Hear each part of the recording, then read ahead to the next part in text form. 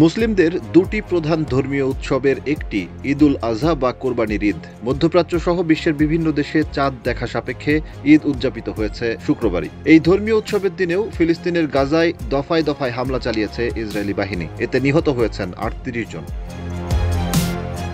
গাজার জরুরি পরিষেবা বিভাগ সিভিল ডিফেন্সের কর্মকর্তা জানিয়েছেন, সকাল থেকে ইসরায়েলি বাহিনীর অনেকগুলো হামলায় ৩৮ জন নিহত হয়েছেন। এর মধ্যে উত্তর গাজার জাবালিয়ায় এক হামলায় নিহত হয়েছেন ১১ জন। অবশ্য হাসপাতালগুলোর সূত্রের বরাত দিয়ে সকাল থেকে ইসরায়েলি হামলায় নিহতের সংখ্যা ৪২ বলে জানিয়েছে আল জাজিরা। খান ইউনিসের নাসের হাসপাতালের একটি সূত্র জানিয়েছে, গাজার দক্ষিণাঞ্চলীয় রাফার পশ্চিম ও উত্তরে ত্রাণ বিতরণ কেন্দ্রের কাছে ইসরায়েলি বাহিনীর গোলাবর্ষণে ৭ ফিলিস্তিনি নিহত হন।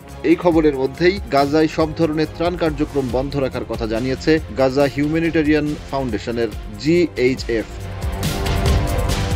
এ নিয়ে যুক্তরাষ্ট্র ও ইসরায়েলের পরিচালিত বিতর্কিত এই ফাউন্ডেশনের দেওয়া ত্রাণ নিতে গিয়ে ইসরায়েলি বাহিনীর গুলিতে এখন পর্যন্ত ১১০ জন ফিলিস্তিনি নিহত হয়েছেন। গাজার সরকারি গণমাধ্যম দপ্তর এই তথ্য জানিয়েছে।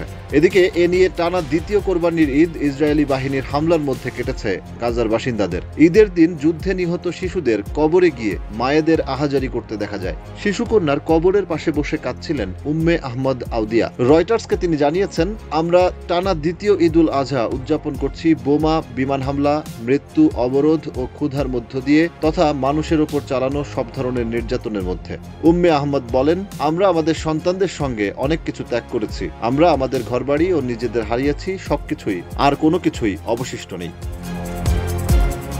এদিকে ফিলিস্তিনের গাজায় ৪ জন সৈন্য নিহত হয়েছেন বলে জানিয়েছে ইসরায়েলি সেনাবাহিনী। এ নিয়ে গাজা যুদ্ধে ৪ শতাধিক সেনা হারালো ইসরায়েল। ইসরায়েলি সেনাবাহিনীর মুখপাত্র এফি ডেফরিন বলেছেন, খান ইউনিস এলাকায় হামাসের একটি ঘাঁটিতে অভিযান চালানোর সময় ৪ সেনা নিহত হয়েছেন। শুক্রবার ভোর ৬টার দিকে অভিযান চলাকালে একটি বিস্ফোরণ হয়, ফলে ওই ভবনটির একাংশ ধসে পড়ে। এতে ৫ জন সৈন্য আহত হয়েছেন, তাদের মধ্যে একজনের অবস্থা গুরুতর।